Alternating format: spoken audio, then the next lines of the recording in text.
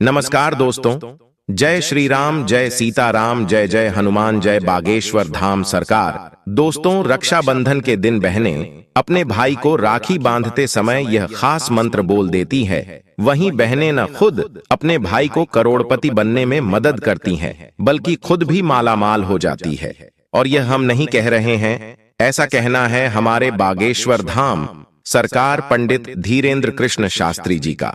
तो गुरुदेव ने अपनी एक कथा में अपने भक्तों को रक्षाबंधन से जुड़े हुए शुभ मुहूर्त और शुभ समय के बारे में सभी जानकारियां दी है, जो हमने पिछली वीडियो में आपको बता दी है। लेकिन इसी के साथ गुरुजी ने एक ऐसा खास मंत्र भी दिया है, जिसे अगर बहनें राखी बांधते समय बोल देती हैं तो यह न केवल उन बहनों के लिए बल्कि उनके भाइयों के लिए भी चमत्कारी होता है।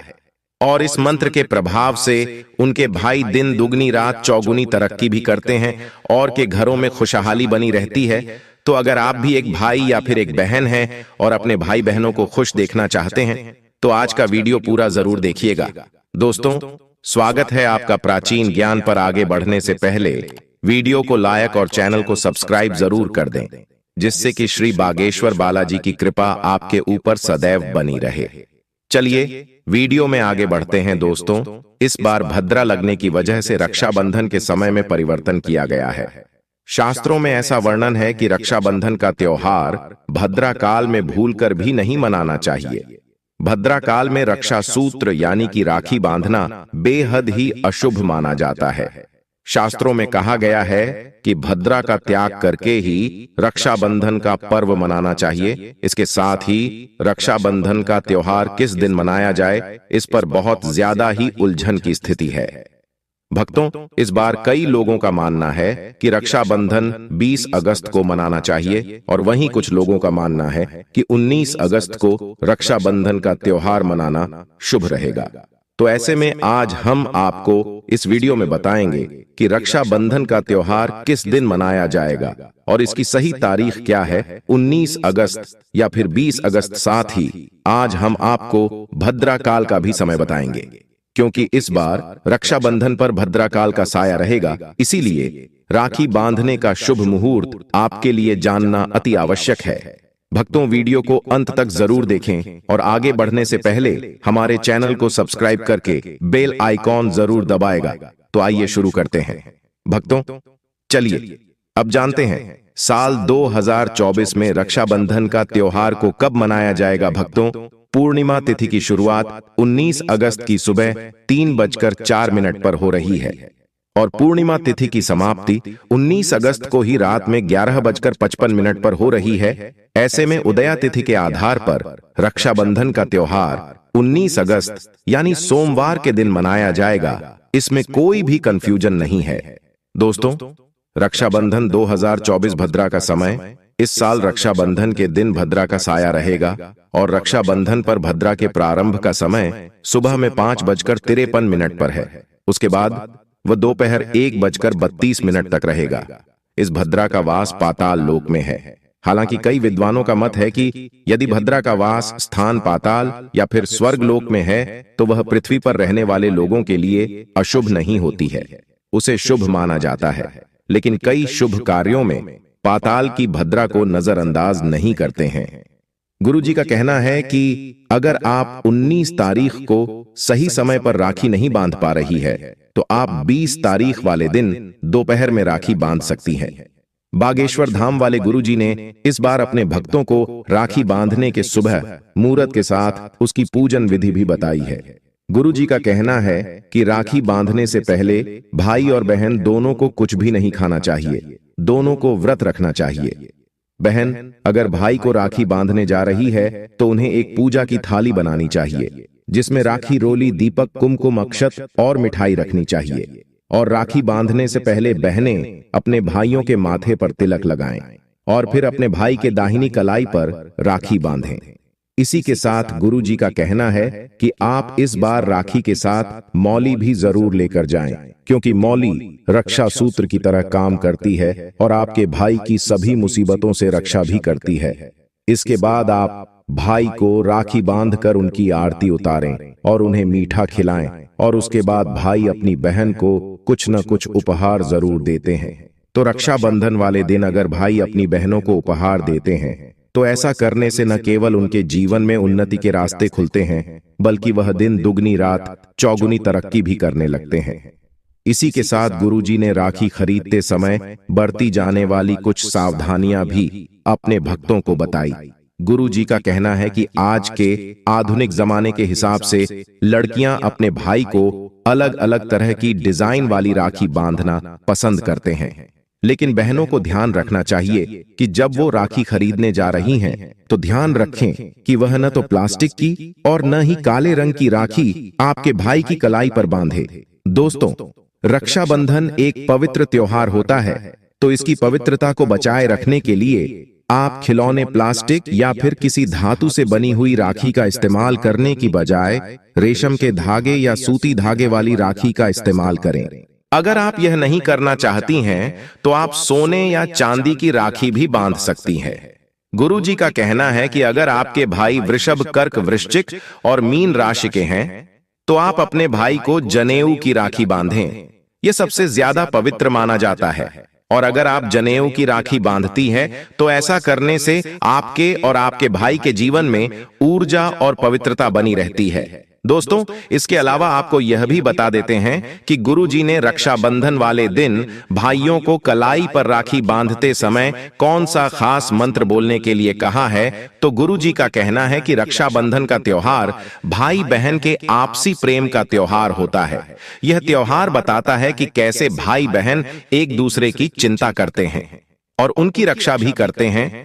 आधुनिक काल से ही रक्षाबंधन के त्योहार का एक विशेष महत्व है, फिर वह चाहे हिंदू हो या मुसलमान, हर वर्ग के लोग इस त्योहार को मनाते हैं। रक्षाबंधन से जुड़ी पौराणिक काल में एक कहावत भी है कि जब एक बार श्री कृष्ण की उंगली कट गई थी, तब खुद द्रौपदी ने अपनी साड़ी को चीर फाड़ कर उनकी उंगली में बांध दी थी, और तभी से रक्षाबंधन का त्योहार मनाया जाता है। कहा जाता है कि इस त्योहार को मनाने का अर्थ होता है कि भाई अपनी बहन की रक्षा की जिम्मेदारी का वजन लेते हैं। जिस तरह से श्री कृष्ण ने उस फटी हुई साड़ी के बदले में द्रौपदी की रक्षा की थी, उसी तरह से हर भाई भी अपनी बहन की रक्षा करने के लिए हमेशा तैयार रहते हैं। इस त्योहार के बारे में कहा जाता है कि रक्षाबंधन का त्योहार आस्था, विश्वास और प्रेम का त्योहार होता है, इसीलिए इसे प्रेम पूर्वक मनाना चाहिए। लेकिन अगर इस त्योहार में आपको 4 चांद लगाने हैं, तो अपने भाई की सुरक्षा के लिए आप कुछ और भी खास उपाय कर सकती हैं। तो गुरुजी का कहना है कि इस साल राखी बांधते समय सभी बहनें गुरुजी का बताया हुआ इस खास मंत्र का जाप जरूर करें। तो ये खास मंत्र कुछ इस तरह से है: येन बद्धो बलि राजा दानवेंद्रो महाबल, तेन त्वाम प्रतिबद्ध नामी रक्षे माचल माचल। दोस्तों, राखी के इस मंत्र का मतलब है कि जिस रक्षा सूत्र से महान शक्तिशाली दानवीर इंद्र राजा बलि को बांधा गया था, उसी रक्षा के बंधन से मैं तुम्हें बांधती हो, जो तुम्हारी रक्षा करेगा। दोस्तों, इस मंत्र के बारे में वामन पुराण, भविष्य पुराण और विष्णु पुराण में भी बताया जाता है। कथा में पौराणिक काल में राजा बलि बहुत दानी राजा थे और भगवान विष्णु के अनन्य भक्त भी थे। एक बार उन्होंने यज्ञ का आयोजन किया। इसी दौरान उनकी परीक्षा लेने के लिए भगवान विष्णु वामन अवतार लेकर आए और दान में राजा बलि से 3 पग भूमि देने के लिए कहा, लेकिन उन्होंने 2 पग में ही पूरी पृथ्वी और आकाश नाप लिया। इस पर राजा बलि समझ गए कि भगवान उनकी परीक्षा ले रहे हैं। तीसरे पग के लिए उन्होंने भगवान का पद अपने सिर पर रखवा लिया। फिर उन्होंने भगवान से याचना की कि अब तो मेरा सब कुछ चला ही गया है, प्रभु आप मेरी विनती स्वीकार करें और मेरे साथ पाताल में चलकर रहे। भगवान ने भक्त की बात मान ली और बैकुंठ छोड़कर पाताल चले गए। उधर देवी लक्ष्मी परेशान हो गई। फिर उन्होंने लीला रची और गरीब महिला बनकर राजा बलि के सामने पहुंच गए। राजा बलि ने महिला की गरीबी देखकर उन्हें अपने महल में रख लिया और बहन की तरह उनकी देखभाल करने लगा। श्रावण पूर्णिमा के दिन देवी लक्ष्मी, जो एक गरीब महिला के रूप में भी राजा बलि की कलाई में एक कच्चा धागा बांध दिया। तब राजा बलि ने कहा कि आपने बहन के तौर पर मेरी कलाई में यह रक्षा सूत्र बांधा है, तो मैं आपको कुछ देना चाहता हूं। आपकी जो भी इच्छा हो मांग लीजिए। इस बार देवी लक्ष्मी अपने वास्तविक रूप में आ गई और बोली कि आपके पास तो साक्षात भगवान है, मुझे वही चाहिए, मैं उन्हें ही लेने आई हूं। मैं अपने पति भगवान विष्णु के बिना बैकुंठ में अकेली हूं। महिला की सच्चाई जानने के बाद भी राजा बलि धर्म के पद पर कायम रहे और वचन के अनुसार राजा बलि ने भगवान विष्णु को माता लक्ष्मी के साथ जाने दिया। वापस बैकुंठ जाते समय भगवान विष्णु ने राजा बलि को वरदान दिया कि वह हर साल 4 महीने पाताल में ही निवास करेंगे। यह 4 महीना चतुर्मास के रूप में जाना जाता है, जो देवशयनी एकादशी से लेकर देव उठनी एकादशी तक होता है। तो दोस्तों, इसीलिए गुरुजी का कहना है कि रक्षाबंधन वाले दिन बहनें अपने भाइयों की कलाई पर राखी बांधकर उनका काल हर लेती हैं। तो बहनें ख्याल रखें कि वह अपने भाइयों के माथे पर कुमकुम के साथ तिलक और अक्षत जरूर लगाएं और वह अच्छा हो, कहीं से टूटे हुए या खंडित न हो। भाई अपनी बहनों को उपहार में प्लास्टिक या लोहे की कोई भी चीज न दें। यह राहु केतु और शनि का सूचक होता है। भाई बहन काले रंग के कपड़े न पहने, काले रंग की राखी नाबाद है और कुछ न कुछ मीठा एक दूसरे को जरूर खिलाएं। दोस्तों, यह थे गुरुजी के बताए हुए रक्षाबंधन से जुड़े कुछ खास बातें जो सभी भाई बहनों को अपनाने चाहिए। भक्तों, रक्षाबंधन पर एक ऐसा उपाय जो बहन यदि करती है तो उसे दुनिया की कोई भी शक्ति धनी होने से रोक नहीं पाती है। यह उपाय स्वयं हमारे घर पर किया जाता है। भाई को उच्च पद की प्राप्ति होती है, सरकारी नौकरी हासिल होती है, व्यापार यदि मंदा चल रहा हो तो दौड़ने लगता है, उड़ते पक्षी की तरह व्यापार दौड़ता है, भाई को कभी किसी की नजर नहीं लगती, दुर्घटना में उसकी मृत्यु नहीं होती। इस उपाय को करने के बाद भाई बहन का प्यार बढ़ जाता है। तो भक्तों, आपको क्या करना है, ध्यान से सुनिए। सबसे पहले भाई को राखी बांधने के बाद अपने हाथ में कुछ रुपए लेकर मुट्ठी बांध लें और भाई के ऊपर से 7 बार उतारा करें। आप जो पैसे आपकी मुट्ठी में थे उन पैसों को ले जाकर राखी खरीदें और उस खरीदी गई राखी को पीपल वृक्ष पर बांध दें या किसी भी धार्मिक पेड़ पर बांध दें। वृक्ष पर तिलक करें, मीठा भोग अर्पित करें और वृक्ष पर राखी बांधे। इससे आपकी भाई की रक्षा होगी, वह विजय प्राप्त करेगा। ऐसा करने से बहन और भाई दोनों का कल्याण होगा, भला होगा। भाई को नजर और दोष, काल सर्प दोष, पितृदोष, राहु दोष, शनि दोष, भयंकर गरीबी का दोष कभी नहीं लगेगा।